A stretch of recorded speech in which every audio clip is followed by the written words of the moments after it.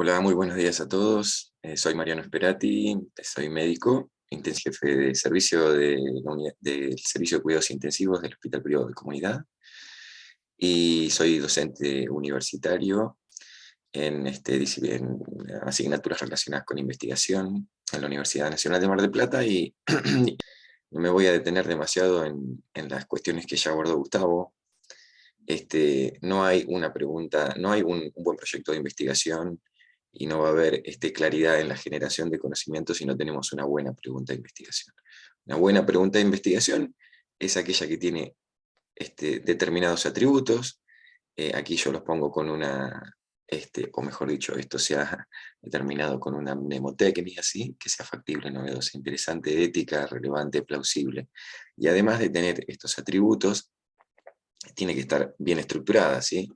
La mnemotecnia Pico o Picot nos ayuda bastante a generarla, por un lado, y por otro lado, a ponderar si la pregunta que hizo otro está bien estructurada. Tiene que tener bien definidos la población, la intervención, el comparador, el outcome, y el contexto en el que se realiza. Yo me voy a permitir mostrarles como ejemplo este ensayo clínico, un ensayo clínico aleatorizado, que lo que intentó fue evaluar en una población de pacientes críticos que habían estado ventilados por lo menos 24 horas y que ya reunían condiciones para considerar la desvinculación del respirador. En esta población probó una intervención, que era una prueba corta de ventilación espontánea, mediante la conexión al respirador con un delta de presión muy bajito y sin PIP, versus el control, que fue la prueba tradicional de tubo en T, que dura 2 horas con la desconexión del respirador, ¿sí? Tubo puesto, tubo en T con oxígeno, y 2 horas de ventilación espontánea. El desenlace o outcome fue la extubación exitosa, evaluada al tercer día, como la ausencia de necesidad de ventilación mecánica, y esto se hizo en 18 unidades de España. El contexto, el setting fueron 18 unidades de España. Cuando hablamos de hipótesis, ¿de qué hablamos? De una posible respuesta para nuestra pregunta de investigación, de una posible respuesta que todavía no ha sido contrastada en los hechos, sí que necesita ser contrastada. Es decir, estamos asumiendo que que un evento existe o que una asociación existe cuando todavía no está demostrada, ¿sí? Es decir, y eso sucede sobre una población blanco. Es decir, hay una variable explicativa o de exposición o predictora, en la forma más simple de la estructura de la hipótesis, que se relaciona o está asociada con una variable de respuesta. Ahora bien, esto puede suceder en dos sentidos. Puede suceder una asociación negativa, cuanto menor intensidad de la variable de exposición, mayor valor de la variable de resultado o de respuesta, o bien una asociación positiva, ¿sí? Viceversa, mayor intensidad en la exposición, mayor valor de la variable de respuesta. Entonces la hipótesis alternativa es aquella que intenta explicar aquel fenómeno que yo estoy intentando explicar, ¿sí? Es asumir que existe una asociación entre dos variables cuando todavía no lo sé. La hipótesis nula, denominada como H0, es aquella, es la contracara, ¿no? Es la imagen especular y dice, no, aquí no hay diferencia, ¿sí? Hasta que se demuestre lo contrario, no existe una diferencia o no existe una asociación entre estas dos variables. ¿Cómo plantean estos autores la hipótesis en este caso particular, en este trabajo? Ellos dicen que ellos hipotetizaron que una estrategia menos demandante, ¿sí?, de poner al paciente tubo en T, esto es 30 minutos, podía tener un mayor éxito en la extubación, ¿sí? Si yo expongo a esta estrategia, va a haber mayor éxito de extubación respecto de la clásica, 2 horas de tubo en T. Esta era la hipótesis de este trabajo. Estas hipótesis que pensamos en la práctica clínica siempre están referidas a una población blanco. Y estas poblaciones blancos son inabarcables porque implican no solo todos los pacientes que actualmente y en el presente tienen esta entidad o están bajo esta condición, sino que representan a todos los pacientes que lo tuvieron y a los que lo tendrán. Y a los que lo tendrán, ¿por qué digo? Porque son aquellos pacientes a quienes yo eventualmente voy a aplicar el conocimiento que genere o la respuesta que tenga mi pregunta de investigación. Esa respuesta que va a ser el nuevo conocimiento, lo voy a aplicar eventualmente en el futuro. Es decir, la población blanco es inabarcable, sin embargo, es la población a partir de la cual yo quiero tener la verdadera respuesta, ¿sí? Es donde está la verdadera respuesta. Desafortunadamente, no la puedo abarcar. Esa población está definida por los criterios de inclusión que yo determino, pero es la población accesible a la que eventualmente yo voy a acceder y de la cual voy a tomar mi muestra, que está caracterizada porque está en un tiempo concreto esa población disponible, o accesible, perdón, y sucede en un determinado lugar geográfico, y después por cuestiones prácticas y de accesibilidad, yo termino accediendo a ella, ¿sí? Entonces, ese muestreo probabilístico, que no me voy a extender en esto porque no es el principal tema, pero es el muestreo probabilístico, el método por el cual yo debería elegir de mi población blanco mi muestra accediendo a mi población accesible. Es muy importante que los trabajos nos muestren no solo cuál es la característica de sus muestras, sino tener una idea de dónde proviene su muestra, y para esto tenemos que mirar el diagrama de flujo en donde nos muestran los pacientes que fueron evaluados. No representan la población blanco, pero representan una proporción más grande de pacientes que la muestra que finalmente tomé. Para finalmente poder yo ponderar cuán parecida es la muestra analizada respecto de todos los pacientes escreeneados, y hacer una inferencia de cómo sería la población o cómo podría llegar a ser la población. La caracterización de la muestra a la que yo finalmente accedo se muestra en la tabla 1. ¿Sí? Entonces, de esta población es que yo quiero conocer o el valor de la variable, o si existe una asociación entre variables, si existe una diferencia en la frecuencia de eventos. Yo quiero saber esto de la población blanco, y a ese valor lo voy a llamar parámetro poblacional, ¿sí? Ese parámetro poblacional es inaccesible para mí, y la única manera que yo tengo de aproximarme a ese valor es a través de la estimación muestral, que es ese valor, pero tomado en mi muestra, ¿sí? Y a ese valor lo vamos a llamar estimador muestral. Y es importante esta cuestión semántica. Es un estimador, es una aproximación, y de ningún modo representa el valor exacto del parámetro poblacional. La pregunta entonces está referida a la población blanco. Sin embargo, la respuesta que yo voy a obtener la voy a obtener de mi muestra a través de los estimadores, y está sometida al error de muestreo esta respuesta que voy a obtener en mi muestra, ¿sí?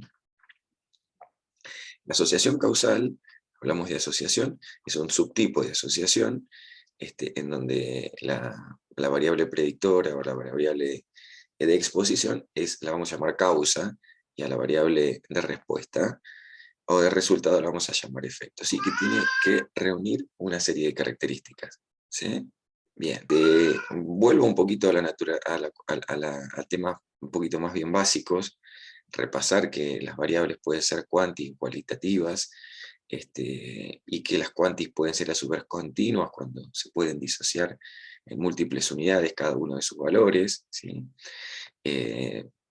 Tiempo, altura, peso, o las variables discretas que no se pueden disociar, ¿sí? Me ocurren distintas cosas: número de hijos, número de cigarrillos fumados en un día, ¿sí?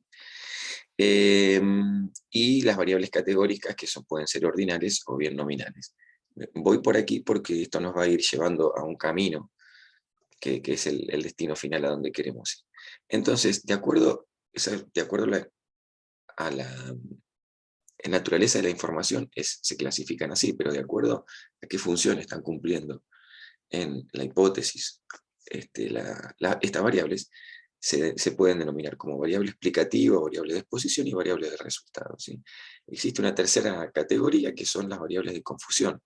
¿Qué es una variable de confusión? Una variable que se asocia tanto a la explicativa o predictora como a la de resultado o variable outcome, y que en el fondo es la causa de la variable de desenlace, pero que debe estar en el espectro de mi pensamiento a la hora de explicitar la pregunta de investigación, porque asociándose a las dos y siendo la causa verdadera de la variable de la variable de resultado puede promover asociaciones espurias entre una variable y otra, ¿sí? Entonces tengo una población de la cual tomo una muestra, y en esa muestra el estimador, y ese estimador va a ser mi única manera de aproximarme a la verdad que está en la población blanco. La validez de los resultados tiene que ver con que ese estimador muestral represente, ¿sí? A el parámetro poblacional, se corresponda con el parámetro poblacional, vaya en la misma dirección y tenga una magnitud parecida, porque sé que va a ser imposible que yo tenga este valor que quiero tener de la población blanco. Esa validez puede estar amenazada por distintas cosas. De hecho, lo está cuando hacemos un trabajo de investigación, apliquemos el diseño que apliquemos y implementemos la estrategia que implementemos, va a estar sometida a sesgos, a amenazas, digamos, ¿no? Las amenazas a la validez son de tres tipos: son los sesgos, la confusión y el error de muestreo. Y nosotros nos vamos a meter un poquito más en el error de muestreo, pero esencialmente el sesgo es un error sistemático y que siempre tiene una misma direccionalidad, ¿sí? Es decir, es un error que no representa a la población blanco, ese valor, y no solo no lo representa, sino que siempre está hacia arriba o hacia abajo, siempre en la misma dirección, no es aleatorio. Y se puede explicar por varias cosas, pero entre las más importantes es que no esté representando mi muestra a la verdadera población blanco. Y eso puede ser porque algunas subpoblaciones dentro de la población blanco estén sobre representadas o estén subrepresentadas. O bien porque en el transcurso de la evolución de mi estudio yo voy perdiendo una determinada cantidad de sujetos que tienen características comunes y que después no están representados en mi muestra final que analizo, ¿sí? A eso llamamos sesgo de selección. Cuando la herramienta con la que evalúo aquella variable que yo deseo determinar no es la apropiada o no está adecuadamente calibrada, puedo también llegar a un valor que está sesgado, ¿sí? Ejemplo, si estoy tomando una medición de una variable fisiológica, como el BEF, en determinado centro, en un estudio multicéntrico, y en un determinado centro funciona mal el espirómetro, llevando a menos los valores del BEF, para ese grupo de pacientes que pertenecen a este centro, probablemente los valores vayan a estar falsamente bajos. Si eso va a ser sistemático, siempre va a ser hacia abajo, y no va a representar la realidad. ¿Qué hago para minimizar el sesgo? Muestreo aleatorio e intentar digamos, estructurar, planificar, estandarizar las mediciones. Hablamos de lo que significaba la confusión.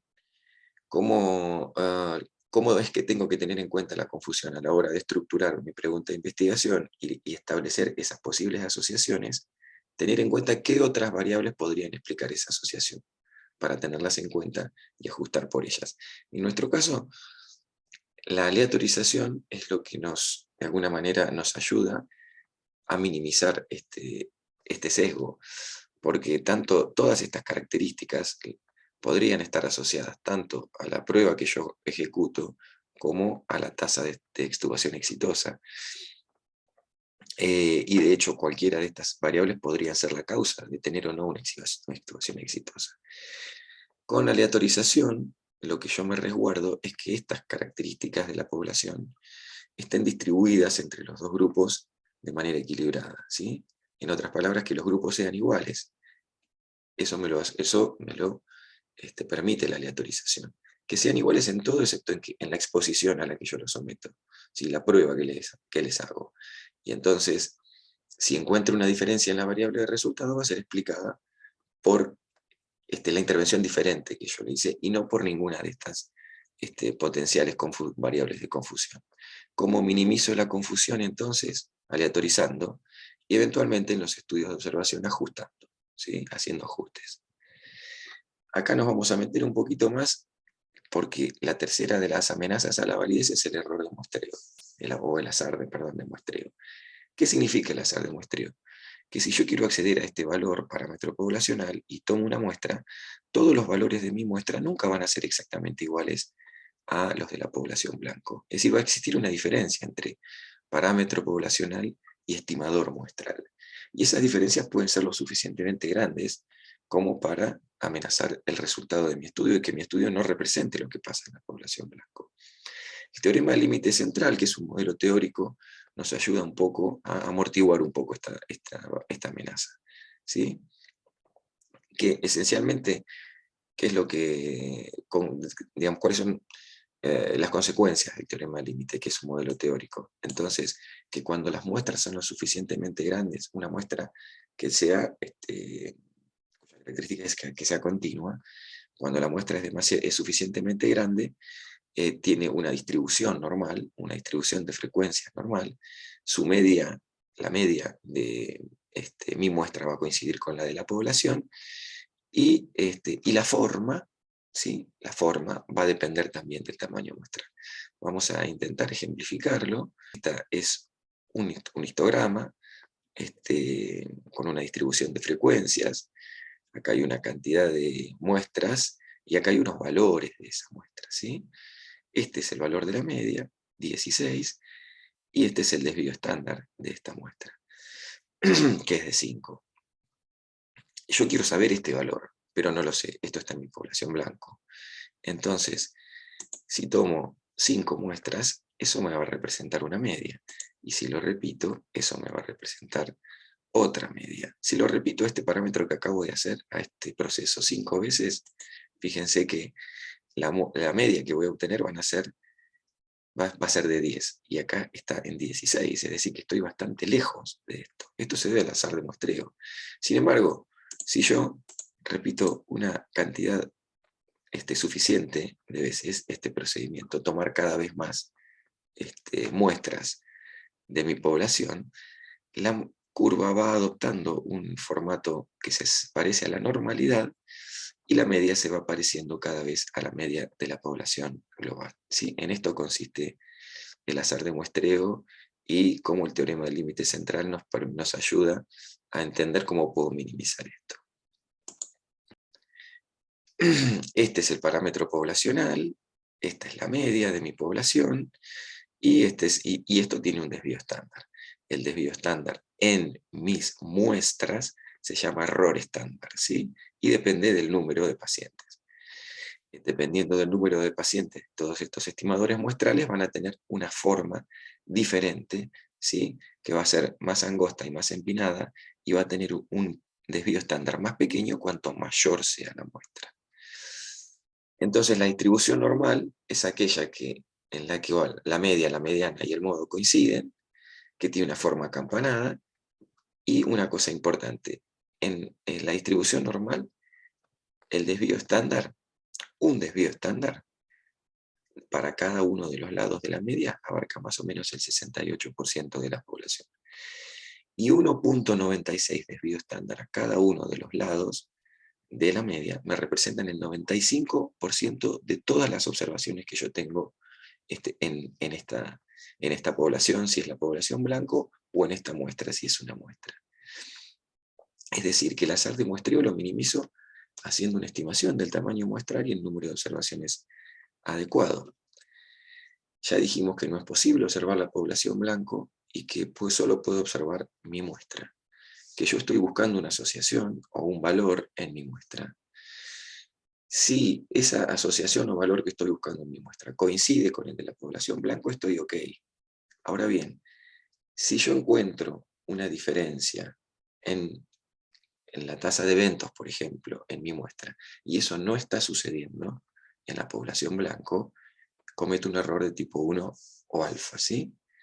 En cambio, si yo en mi muestra no encuentro ninguna diferencia que estoy buscando, supongamos número de eventos en mi muestra, no lo encuentro, no encuentro ninguna diferencia, y esa diferencia sí existe en la población blanco, estoy cometiendo un error beta, es decir, en otras palabras, el error de tipo 1 o alfa significa encontrar una diferencia cuando no la hay, y el error de tipo beta o 2 significa no encontrar una diferencia en mi muestra, cuando eso sí, cuando ese fenómeno está sucediendo en la población blanco.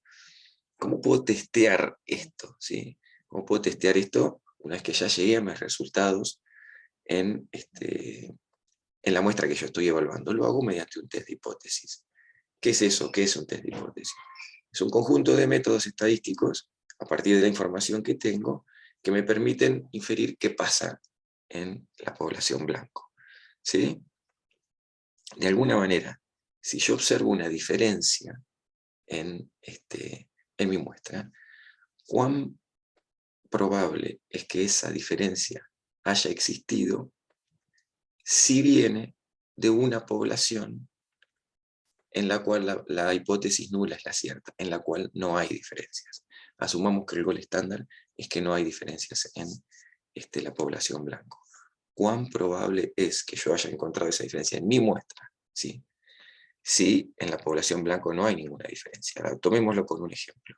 En este estudio se encontró que la tasa de extubación en la población intervenida en la que expuse a mi tratamiento fue de 82% y 74% en la rama control, una diferencia de 8.2%. ¿Cuán posible es que ese 8.2% haya sido cierto si en la población blanco no existe una diferencia? Bueno, esa probabilidad nos está marcando el valor P. ¿Sí? Esa es la definición del valor P. Y fíjense que el valor P es 0.001. En otras palabras, 1 por 1000. Y entonces, existe una probabilidad en 1000, ¿sí? de que este 8.2% sea falso si mi muestra proviene de una población donde no hay diferencias, donde la hipótesis nula es la cierta. ¿Sí? Es tan pequeña esa probabilidad que yo rechazo la hipótesis nula y digo, la hipótesis nula puede ser reemplazada por la hipótesis alternativa. Y en este caso, y para este fenómeno, la verdad es la verdad alternativa o la hipótesis alternativa. Entonces, el componente de los test de hipótesis es, primero, arrancamos o partimos de una base, o parten de la hipótesis nula, ¿sí? En la población blanco no existen diferencias. Y el estadístico es el valor o el resultado que me da esta fórmula matemática y que se corresponde ese valor con una probabilidad, con esa probabilidad de la que hablamos recién. ¿Cuán probable es que ese resultado sea así si proviene de una muestra donde la hipótesis nula es la cierta? Relacionemos esto con la cuestión de la estimación del tamaño muestral. Los autores dicen, para hacer una estimación del tamaño muestral en este estudio, que presumen o asumen que el 75% de todos los pacientes haga la prueba que se haga van a tener éxito de extubación, pero que con su prueba nueva, novedosa y más eficiente, se va a aumentar de ese 75 en un 7%, es decir, se va a ir a un 82% de éxito. Dice, con un error de tipo alfa de 0,05 y un poder del 80%, ¿sí? Vamos a tratar de ejemplificar esto. Acá tenemos un estimador del tamaño muestral, ¿sí? Ellos dijeron, en el grupo 1 va a haber un 75% de chances o vamos a tener un 75% de extubación exitosa. Y en el grupo 2, con mi intervención nueva, un 82%. El error alfa va a ser 0.05, el que me voy a permitir, el error que yo determino, ¿sí? Me voy a permitir errar en un 5% de veces, ¿sí? O sea, voy a poner como límite de p-valor 0.05 y el poder va a ser el 80%. Entonces calculo el tamaño muestral y me da que para poder demostrar esta diferencia de 7 puntos porcentuales voy a necesitar 540 pacientes en cada rama, 1080 pacientes.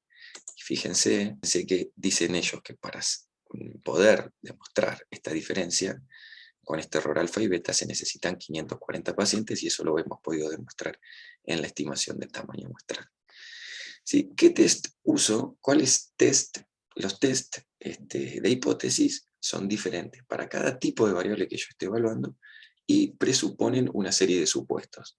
Entonces, importante, dos cosas cuando realizo un test de hipótesis. Uno, es que el test sea adecuado al tipo de variable que yo voy a los tipos de variables que yo voy a contrastar.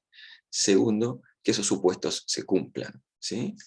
Bien, entonces, lo que en este caso particular nuestro estamos evaluando extubación exitosa, sí o no, variable de resultado, prueba de 30 o de 120 minutos, la variable de exposición, ¿sí? Lo que yo quiero ver es cuán cuánta diferencia hay en la intubación exitosa entre estos dos grupos, ¿sí? Y fíjense que la tasa fue 82 contra 74%. Y la diferencia fue un 8.2%. Este test que yo apliqué y que me da un p-valor de 0.01 se llama test de Chi-cuadrado. Tiene estos supuestos, ¿sí? Y cuando estos supuestos no se dan, para comparar estas dos variables, que son dos variables dicotómicas, extubación sí no, y prueba de ventilación 30 o 120, dos variables categóricas, Chi-cuadrado, estos supuestos se tienen que cumplir. Si no se cumplen estos supuestos, aplicó para este tipo de variables el test de Fisher, exacto. ¿Sí? Estos eran dos grupos distintos. Si los grupos son los mismos y yo evalúo una serie de valores en uno y otro momento, por ejemplo, en un grupo de pacientes obesos, los efectos del control de la hipertensión arterial antes de la cirugía y después de la cirugía, pero en el mismo grupo de pacientes, o sea, en un mismo paciente, dos mediciones distintas, y me fijo si varían, ahí la cosa cambia. El test de hipótesis en ese caso que voy a usar es el de McNemar.